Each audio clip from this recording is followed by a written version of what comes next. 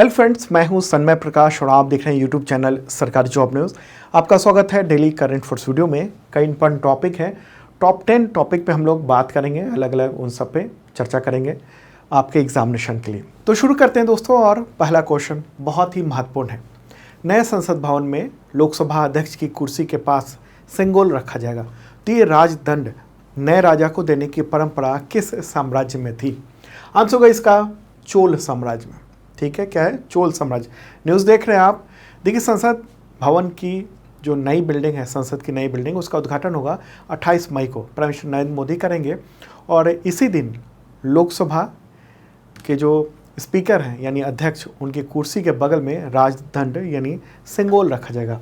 तो ये लोकसभा का मतलब नए भवन के लोकसभा का ये पिक्चर देख रहे हैं आप, और यहीं पर है ये आसन अध्यक्ष का, और इसी के पास में ये सिंगोल रखा जाएगा, यहाँ पर स्थापित कर दिया जाएगा। ठीक है। और इससे पहले तमिलनाडु से आए हुए जो विद्वान होंगे वो प्राइम मिनिस्टर नरेंद्र मोदी को ये सिंगोल देंगे। ये चोल साम्राज्य में इस्तेमाल होने वाला राजदंड का प्रतिरूप है। चोल साम्राज्य के राजा रानी औपचारिक मौके पर ये धारण करते थे, जैसे सत्ता परिवर्तन के दौरान नया राजा कोई बन रहा है तो उसको जो बुजुर्ग राजा हैं वो देते थे सिंगोल, और यह सत्ता हस्तांतरण का एक प्रतीक माना जाता था। लेकिन नया संसद भवन, वहाँ पर जनता के चुने हुए प्रतिनिधि बैठेंगे, लोकतंत्र है, लेकिन सामने रखा होगा राजदंड जो राज व्यवस्था में इस्तेमाल होता था। सवाल हो कि आखिरी बार कब इस्तेमाल किया गया था इसका? तो 15 अगस्त 1947 की आधी रात, या कहें 14 और 15 अगस्त 1947 की आधी रात को जो पहले प्रधानमंत्री थे भारत के, पंडित जवाहरलाल नेहरू, उनको सौंपा गया था। बाद में ये इलाहाबाद के म्यूजियम में रख दिया गया था, और फिर बाद में जब 26 जनवरी 1950 को भारत गणतंत्र हुआ तो उस दौरान अशोक स्तंभ को भारत के प्रतीक चिन्ह के रूप में अपनाया गया था। ठीक है। तो इसके बारे में, सिंगोल के बारे में केंद्र सरकार ने एक वेबसाइट भी जारी की है। ये है वेबसाइट का एड्रेस। वैसे मैंने इस वीडियो के डिस्क्रिप्शन में जो PDF है हिंदी और इंग्लिश दोनों लैंग्वेज में, तो वहाँ भी दे दिया है मैंने। ठीक है, ये एड्रेस और डिटेल भी। तो इस वेबसाइट में बताया गया, और केंद्रीय गृह मंत्री अमित शाह ने भी, उनका भी ये कहना था कि सिंगोल जो है ना, स्वतंत्रता की पूर्व संध्या पर भारत के पहले प्रधानमंत्री जवाहरलाल नेहरू को तमिलनाडु में जो मठ है थिरुवदुथुराई अधीनम, तो उसके द्वारा बनाया गया राजदंड जो कि सौंपा गया था, जो वास्तव में अंग्रेज़ों से सत्ता के हस्तांतरण का एक प्रतीक था। और सरकारी वेबसाइट में ये बताया गया है कि भारत के अंतिम वायसराय लॉर्ड माउंटबेटन ने जवाहरलाल नेहरू को, मतलब उनको PM बनने से पहले, कुछ दिन पहले ये पूछा था कि आप भारत की आज़ादी को किस तरीके से, किस तरह के प्रतीक के जरिए सेलिब्रेट करना चाहेंगे, तो बताएं। फिर पंडित नेहरू ने भारत के जाने माने उस वक्त के स्वतंत्रता सेनानी C राजगोपालाचारी, उनसे चर्चा की, और राजगोपालाचारी ने बताया राजदंड के बारे में, सिंगल के बारे में। राजगोपालाचारी जो है वो मद्रास के CM रह चुके थे। हालांकि मद्रास तो बाद में बदल गया, भाषाई आधार पर राज्यों का जब बंटवारा हुआ तो, और उन्होंने उन्हीं के सुझाव पर ये राजदंड जो है ना, वो सिंगल, उसे ट्रांसफ़र करने की बात हुई कि माउंटबेटन से ये लिया जाए। ठीक है। तो उन्होंने कहा था कि तमिल जो शासन था, चोल साम्राज्य, उसमें ऐसा होता था। तो इसी परंपरा के तहत ये हुआ कि 14 अगस्त 1947 की रात को करीब 11:15 बजे रात में, आज़ादी मिलने से 15 मिनट पहले, जो तमिलनाडु का मठ है उसके पुजारी आया और राजदंड जो ना वो माउंटबेटन को सौंपा, और इसके बाद पंडित नेहरू ने इसको ग्रहण किया। ओके। और उसके बाद फिर पंडित नेहरू ने इस सिंगोल को संग्रहालय में रखवा दिया। तो अब गृह मंत्री अमित शाह का कहना है कि प्राइम मिनिस्टर नरेंद्र मोदी नए संसद भवन के उद्घाटन के समय सिंगोल को यानी राजदंड को स्वीकार करेंगे, और इसको रखा जाएगा कहाँ पर? तो संसद में रखा जाएगा, जो स्पीकर हैं उनके कुर्सी के बगल में। ओके। लेकिन भारत का जो सत्ता का राज चिन्ह है वो क्या है? अशोक स्तंभ है। ये भी ध्यान में रखने की बात। ठीक है। और ये सब जो बातें हैं कि ये सेंगोल रखा जाएगा, इस पर द हिंदू ने कुछ खबर भी प्रकाशित की है अलग तरह की, और देख रहे हैं evidence thin on government claims about the Sengel के बारे में। मतलब ये जो कहा जा रहा है ना गवर्नमेंट के द्वारा, सरकार के द्वारा, कि ये सत्ता हस्तांतरण यानी अंग्रेज़ों से जो सत्ता मिली थी, ट्रांसफ़र हुआ था पावर, तो उसका एक प्रतीक चिन्ह है। लेकिन द हिंदू का कहना है कि इससे संबंधित जो सबूत है ना वो बहुत थिन है, अस्पष्ट प्रमाण है। द हिंदू का कहना है कि जो इतिहास के बुक्स हैं उन सब में ये स्थापित नहीं होता है कि ये सेंगोल जो है वो सत्ता हस्तांतरण के प्रतीक के तौर पर इस्तेमाल किया गया था। ये तो बात है कि इसका इस्तेमाल हुआ था, लेकिन ट्रांसफ़र ऑफ पावर के तौर पे वो इस्तेमाल हुआ था, इसकी बात जो है ना वो पूरी तरह से स्पष्ट नहीं है। ठीक है, तो एक तो बात हो गई, पक्ष विपक्ष दोनों की समझ में आनी चाहिए बात। दूसरी बात, अब बात कर लें चोल साम्राज्य की, क्योंकि जब सेंगेल रखा जा रहा है संसद में तो फिर चोल साम्राज्य से संबंधित भी बातें पूछी जाएंगी एग्जामिनेशन में। तो चोल साम्राज्य जो है वो एक तमिल राजवंश था, और सत्ता में आने के लिए उसने 9वीं शताब्दी में पल्लवों को हराया था, और दक्षिण भारत और आसपास के कई सारे देशों में उसका प्रभाव था, और 9वीं शताब्दी से 13वीं शताब्दी के बीच में शक्तिशाली साम्राज्य का निर्माण किया था इसने। और इसके संस्थापक थे विजयालय, 9वीं शताब्दी में उन्होंने शुरुआत की थी। हालांकि उस राजवंश की शुरुआत तो 3री शताब्दी से ही उसके बारे में जिक्र आता है, लेकिन साम्राज्य जो स्थापित हुआ वो 9वीं शताब्दी में हुआ था। ठीक है, काफ़ी मजबूत इनकी नौसेना थी, और इनका प्रभाव Maldives, Sri Lanka, Malaysia, Thailand, Vietnam, Cambodia, Indonesia, Philippines, Singapore जैसे तमाम देशों में था। चीन से भी व्यापार होता था। ठीक है, तो उसी शासन के दौरान सेंगोल का इस्तेमाल किया जाता था। ठीक है, तो एक महत्वपूर्ण बात है, और इसको राजनीति से भी देखा जा रहा है दूसरे नज़रिए से, कि दक्षिण भारत में बीजेपी जो है इसके माध्यम से अपना प्रभाव बढ़ाने की कोशिश कर रही है। ऐसा कुछ बातें भी तमाम न्यूज़पेपर्स में ये सब बातें भी कही जा रही है। चलिए दोस्तों आगे बढ़ते हैं, अगला क्वेश्चन लेते हैं। नए संसद भवन के उद्घाटन के दौरान कितने रुपए का सिक्का जारी किया जाएगा? आंसर होगा 75 रुपीज़। ठीक है, सिक्के के एक तरफ अशोक का स्तंभ होगा, दूसरी तरफ संसद की तस्वीर होगी, और इसको कोलकाता के टकसाल में ढाला गया है। 75 रुपये का गोल सिक्का होगा, डायमीटर 44 mm का होगा, और इसमें 50% सिल्वर, 40% कॉपर, 5% निकेल, 5% जिंक, ये मिक्स होगा। ठीक है, कई सारी चीज़ें होने जा रही हैं। अगला क्वेश्चन संसद से रिलेटेड, संसद के नए भवन से रिलेटेड। अच्छा, आपने ये नया संसद मत कहना। ठीक है, संसद तो है, संसद भवन है नया। ठीक है, इसके बारे में और बताते हैं। अगला क्वेश्चन होगा, करीब 20 राजनीतिक दलों ने नए संसद भवन के उद्घाटन समारोह का बहिष्कार का फैसला किया है। तीन सब ने इसकी क्या वजहें बताई? आंसर होगा राष्ट्रपति का नहीं बुलाना। उनका विपक्षी दलों का कहना है कि राष्ट्रपति को बुलाना चाहिए इसमें, और उद्घाटन उन्हीं के द्वारा, उन्हीं से करवाना चाहिए। तो उसी पर सवाल उठे हैं। विपक्ष का कहना है कि नई बिल्डिंग का उद्घाटन राष्ट्रपति के द्वारा ही किया जाना चाहिए।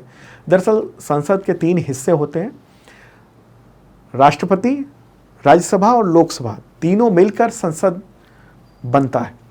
संसद केवल बिल्डिंग नहीं है, राज्यसभा लोकसभा ही संसद नहीं है, उसमें राष्ट्रपति भी होते हैं, तब जाके 3 चीज़ें ये संसद बनते हैं। और भारतीय संविधान के आर्टिकल 60 और 111 ये स्पष्ट करते हैं कि राष्ट्रपति संसद की प्रमुख हैं। तो उसी को लेकर इस पर विवाद चल रहा है। बहुत सारे दलों ने, विपक्षी दलों ने वो बहिष्कार का ऐलान किया है। कुछ विपक्षी दल और जो सरकार है वो उन्होंने कहा कि हम उद्घाटन समारोह के दौरान जाएंगे। तो ये डिबेट चल रहा है इस पर देश भर में। और आपको ये नहीं कहना है कि नया संसद कभी नहीं कहेंगे आप कहेंगे नया, मतलब संसद की नई बिल्डिंग या नया संसद भवन। अगला क्वेश्चन, उससे पहले आपको बताऊं कि सब कुछ PDF अवेलेबल है हिंदी और इंग्लिश दोनों लैंग्वेज में इस वीडियो के डिस्क्रिप्शन में। और अगर आप चाहें तो 1 ईयर का मेंबरशिप भी ले सकते हैं। इसके जरिए PDF मिलता है करंट अफेयर्स का, वीकली, मंथली, क्वार्टरली, ईयरली, और मॉक टेस्ट और टेस्ट सीरीज है तमाम इतने तरह के एग्जामिनेशन के लिए, और बहुत मामूली सी रकम है, तो इस वीडियो के डिस्क्रिप्शन में चेक कर लेना, आपको मिल जाएगा। आपके एग्जामिनेशन बहुत काम आएगा, हजारों स्टूडेंट इसका लाभ ले रहे हैं। तो अगला क्वेश्चन होगा, स्वदेशी एयरक्राफ्ट कैरियर INS विक्रांत पर किस फाइटर जेट ने रात में लैंडिंग की है पहली बार? आंसर होगा MiG-29K।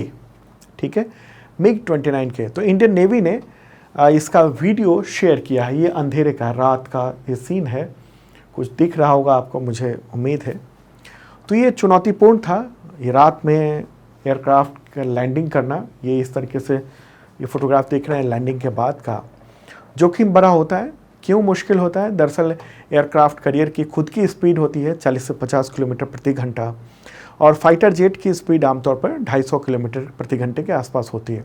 तो ऐसे में पायलट को जेट की स्पीड और जो एयरक्राफ्ट कैरियर है उसकी स्पीड के हिसाब से मैनेज करना पड़ता है।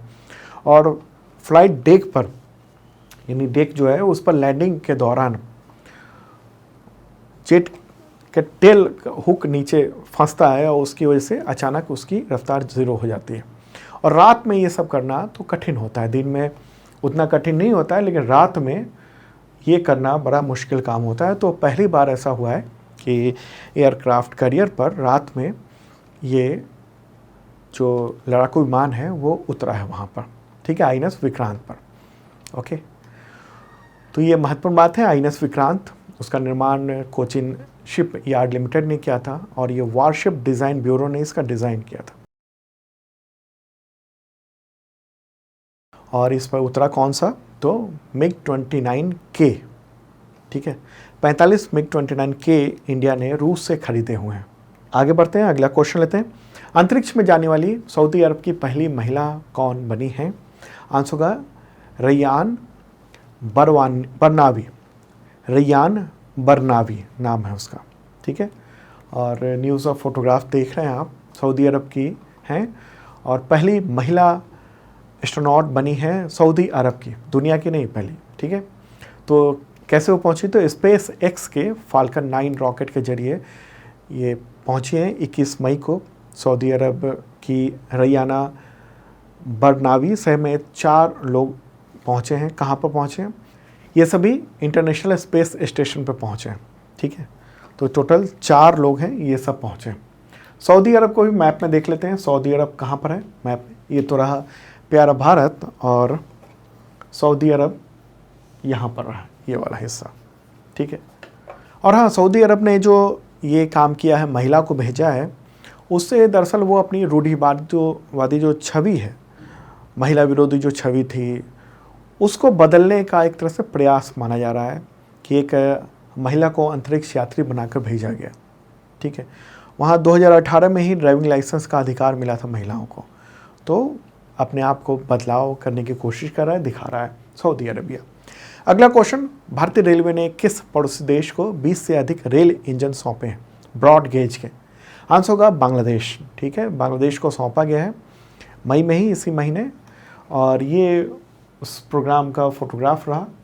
ठीक है, जो रेल मंत्री हैं अश्विनी वैष्णव, तो उन्होंने हरी झंडी दिखाई है, और ये वहाँ पहुँचे हैं जो तमाम इंजन है वो। और इस बार बताऊं कि बांग्लादेश के जो प्राइम मिनिस्टर हैं शेख हसीना, वो 2019 में आई थी इंडिया की यात्रा पर, तो उसी के दौरान उन्होंने डिमांड की थी और इंडिया ने वादा किया था कि हम देंगे आपको। तो ये अब मई 2023 में ये भेजा गया है। ठीक है, और इससे पहले जून 2020 में भी इंडिया ने बांग्लादेश को 10 इंजन दिए थे, ब्रॉडगेज इंजन। ठीक है, तो इस इंजन का इस्तेमाल माल और यात्री ट्रेन में बेहतर ढंग से वहाँ पर बांग्लादेश करेगा। अच्छा, अगर बात होगी कि भारत और बांग्लादेश के बीच में जो ट्रेनों का संचालन हो रहा है, करीब 100 कार्गो ट्रेनों का संचालन हो रहा है, तो उसका रूट ये सब है। ये 5 है, गेडा, दरसाना, बेनापोल, पेट्रापोल, सिंहबाद, रोहनपुर, राधिकापुर, बिडोल और हल्दीबाड़ी चिल्हाटी, ये है। ठीक है, और कई सारी ट्रेन भी है जो यात्री ट्रेन भी है, वो भी संचालित की जा रही है। जैसे कोलकाता से ढाका कोलकाता मैत्री एक्सप्रेस है, कोलकाता से खुलना तक बंधन एक्सप्रेस है, कोलकाता बंधन एक्सप्रेस। न्यू जलपाईगुड़ी से ढाका तक मिताली एक्सप्रेस है। तो ये ठीक है। बांग्लादेश हमारा पड़ोसी है, यहाँ रहा, और उसकी राजधानी क्या है? ढाका। प्राइम मिनिस्टर है शेख हसीना, और टका है मुद्रा। क्या है? टका। चलिए आगे बढ़ते हैं। अगला क्वेश्चन, त्रिपुरा टूरिज्म का ब्रांड एम्बेसडर किससे बनाया गया है? आंसर होगा सौरभ गांगुली।